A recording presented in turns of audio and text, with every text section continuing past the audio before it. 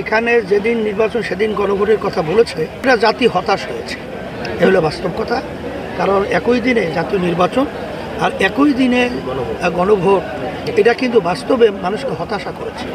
এটা কিন্তু ঠিক না। এটা কিন্তু অভ্যুত্থানের সরকার। অন্তর্বর্তীকালীন সরকারটা কিন্তু কোনো জনগণের ভোটে সরকার হয় নাই। এখানে তাদেরও তিনটা মৌলিক কাজ ছিল। একটা হলো সংস্কার, আর একটা হলো দৃশ্যমান বিচার, এরপরে লেভেল প্লেইং ফিল্ড একটা নির্বাচন পরিবেশ তৈরি করা। কিন্তু কি বুঝলেন ভাই? অনলি যেটাই চাই।